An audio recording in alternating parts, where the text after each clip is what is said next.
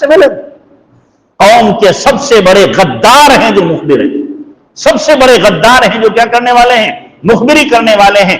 یہ قوم مسلمانوں کی اسی لیے نہیں پنپتی کہ اس کے اندر مخبر بہت ہیں، مخبر بہت ہیں۔ آپ کو حیرت ہوگی، حضرت مولانا منظور نعمانی، حضرت مولانا علی میاں رحمۃ اللہ علیہ دو اور دو لوگ اور تھے، حرم کے اندر بیٹھ کے مشورہ کیا، مطاف میں بیٹھ کے 4 لوگوں نے مشورہ کیا، 5واں کوئی وہاں موجود نہیں تھا، وہاں مشورہ کیا ہے۔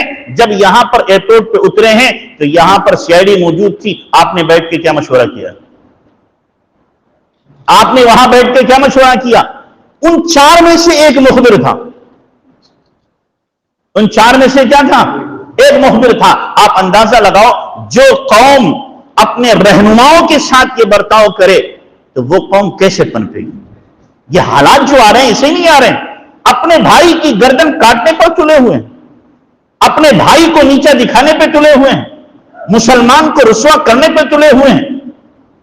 ہمیں تو چاہیے تھا ہم ایک جٹ رہتے، محبت کے ساتھ رہتے، پیار کے ساتھ رہتے، غلطی اگر ہو گئی تھی محبت سے ہم سمجھا دیتے، پیار سے سمجھا دیتے، تنہائی میں سمجھا دیتے، بتلا دیتے۔ نہیں، ہمیں تو چونکہ رسوا کرنا ہے، ذلیل کرنا ہے، اس کا کاروبار اچھا چلنا ہے، لہذا ہمیں مخبری کر کے کیا کرنا ہے؟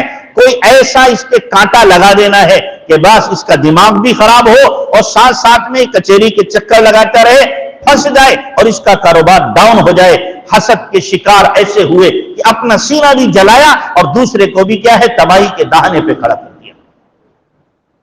تو کیا مخبر پنپ سکتا ہے؟ دلال پنپ سکتا ہے؟ کوئی جو پولیس کی دلالی کر رہا ہو، مخبری کر رہا ہو، وہ پنپے گا؟ اس کی موت ذلت کی موت ہوتی ہے، یاد رکھنا۔ یہی پولیس والے اسے داؤں پہ لگا دیتے ہیں، پولیس والے ہی داؤں پہ لگاتے ہیں، نامعلوم کہاں پھنسا دے جا کر کے۔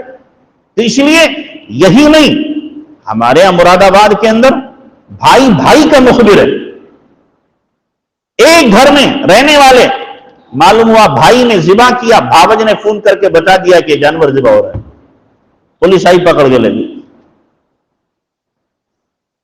کشمیریوں پہ جو حالات آئے کیوں آئے؟ ماں بھی اپنے بیٹے کی مخبر بنی ہوئی ہے، آپ کو حیرت ہوگی،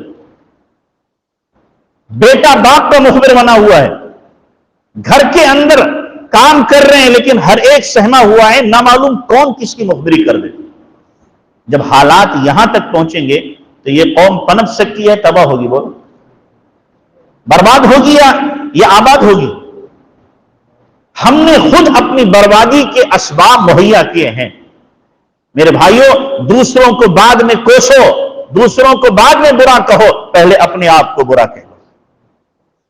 ہم کفار کو، مشرکین کو، دشمنان اسلام کو بعد میں بددعائیں دیں، پہلے اپنے نفس کو ملامت کرو، اپنے ضمیر کو جھنجھوڑو کہ ہم نے کیا کیا ہے، ہم نے کس طریقے سے اپنی زندگی کو تباہ کیا ہے، برباد کیا ہے، اور کس طریقے سے ہم اپنے آپ کو لے کر کے چل رہے ہیں۔ ہم سوچتے بھی نہیں اس بارے میں، ہم کیا حرکتیں گھنونی کر رہے ہیں، کیسی زندگی گزار رہے ہیں۔ اسلام ہمیں یہی سبق دیتا ہے، اسلام ہمیں یہی درس دے رہا ہے جو زندگی میں گزار رہا ہوں۔ اس لیے میرے بھائیوں، ہمیں سوچنا پڑے گا، اپنے دلوں کو صاف رکھو، صاف آئینے کی طرح، کسی کے لیے بھی دل کے اندر کینہ مت رکھو۔ حضرت انس سے اللہ کے نبی صلی اللہ علیہ وسلم نے کیا فرمایا تھا؟ او بچے، اگر ہو سکے تو صبح اس حال میں کر کہ تیرے دل میں کسی کے بارے میں برائی نہ ہو، اور اگر تجھ سے ہو سکے تو شام اس حال میں کر کہ تیرے دل میں کسی کی برائی نہ ہو۔ پھر آپ نے فرمایا وَهَذَا مِن سُنَّتِي، اور یہ میری سنت ہے، میرا طریقہ ہے، وَمَنْ أَحَبَّ سُنَّتِي كَانَ مَعِي فِي الْجَنَّةِ، اور جو میری سنت سے محبت کرتا ہے وہ میرے ساتھ جنت میں ہوگا۔ ذرا اپنے دلوں کو تو جھانک کے دیکھو، اپنے سینوں کو جھانک کے دیکھو، گریبان میں ہم ذرا اپنا منہ ڈال کے دیکھیں کہ ہمارے دل کتنے صاف ہیں۔ سگے بھائیوں کے لیے بھی ہمارے دلوں میں جگہ نہیں رہتی، سگے بھائیوں کے لیے، ان کے لیے بھی رنجش ہے۔ بھائی سگا ترقی کر رہا ہے تو بھی ہمیں کیا دکھ ہو رہا ہے؟ ترقی کر رہا ہے، ہمیں تو دعا کرنا چاہیے اللہ اسے اور دے۔ دیکھو حسد کا بہترین علاج کیا ہے معلوم؟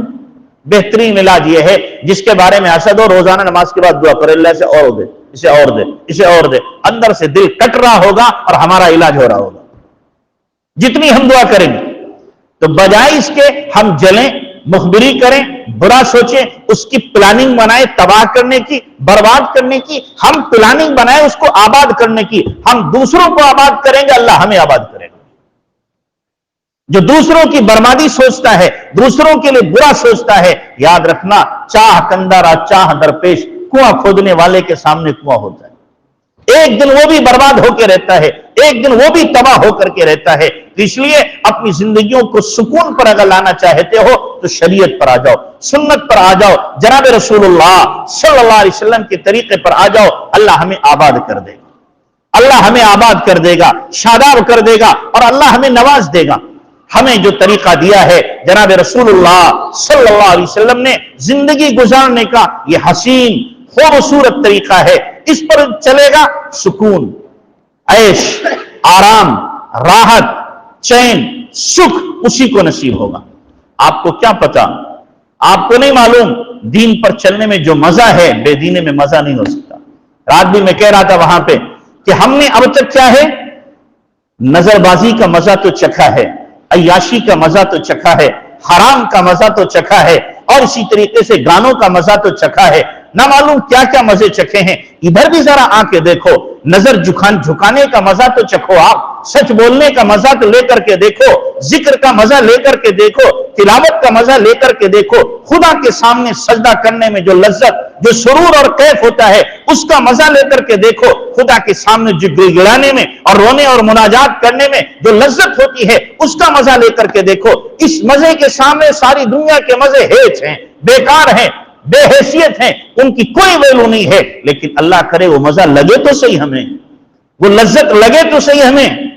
جو لذت اللہ تبارک تعالیٰ نے دین میں رکھی ہے، اپنی یاد میں رکھی ہے، قسم خدا پاک کی دنیا کی کسی حسینہ کو آپ پہلو میں لے لو، مزہ نہیں آ سکتا. کسی باغ و بہار میں چلے جاؤ، کسی گلستہ میں چلے جاؤ، اور آپ کے پاس میں کروڑوں کا بینک بیلنس ہو، اعلیٰ قسم کی گاڑیوں میں فراٹے مارتی ہوئی آپ سفر کر رہے ہو، روزانہ نیا ڈریس پہنتے ہو، اور بھاگ کے نئے قسم کے کھانے کھا رہے ہو، ان میں وہ لذت نہیں ملے گی جو رات کی آہیں کرنے میں آپ کو لذت ملے گی، جو رات کے رونے میں آپ کو لذت ملے گی، جو سجدوں کے اندر آپ کو لذت ملے گی. لیکن کاش کہ ہم نے اس لذت کو سمجھا ہوتا، کاش کہ ہمارے دل کے اندر یہ لذت کبھی آئی ہوتی، اس کا تصور ہمیں ہوا ہوتا. آخر کوئی تو بات ہے کہ صحابہ پوری رات کھڑے ہوئے اللہ کے سامنے. امام ابو حنیفہ رحمۃ اللہ علیہ پوری رات کھڑے ہوئے ہیں مقام ابراہیم کے سامنے، 2 رکعت میں پورا قرآن پڑھ لیتے ہیں، اور پھر رات میں ہاتھ اٹھا کر کے صبح کو کہتے ہیں ما عبدناک حق عبادتک وما عرفناک حق معرفتک. اللہ تیری عبادت کا حق ادا نہ ہو سکا، میں تجھے پہچان نہ سکا. یہ لذت بھی تو ہے، یہ لذت بھی تو ہے. جس طریقے سے یاد رکھنا، جب دل میں اللہ کی محبت ہوگی، جناب رسول اللہ صلی اللہ علیہ وسلم کی محبت ہوگی، جیسے پہلی رات کی بیوی کا انتظار شوہر کو ہوتا ہے، جس کے دل میں اللہ کی محبت ہوگی، رات کی تنہائی کا اسے اسی طریقے سے انتظار ہوگا کہ میں اپنے اللہ سے کہوں گا، اللہ سے اپنی مناجات رکھوں گا، اپنے دل کے گلے شکوے رکھوں گا، شکایتیں کروں گا، اور اپنے دل کا درد اور دکھ اپنے رب کو سناؤں گا. اس کو رات کی تنہائی کا انتظار ہوتا ہے. چور انتظار کرتا ہے تنہائی کا چوری کرنے کے لیے، ڈاکو ڈاکہ ڈالنے کے لیے، زناکار زنا کی اسکیم بنانے کے لیے. لیکن جو اللہ سے تعلق رکھنے والا ہے وہ بھی رات کا انتظار کرتا ہے، اس لیے کہ میں اپنے رب کے سامنے کچھ رکھوں گا، اپنے رب سے کہوں گا، تنہائی میں تمام اپنی روداد اور داستان اپنے رب کو سنا دوں گا. اللہ کرے یہ لذت بھی ہمیں ملے، اس کا بھی کوئی ذرہ ہمیں نصیب ہو جائے. ہمیں پتہ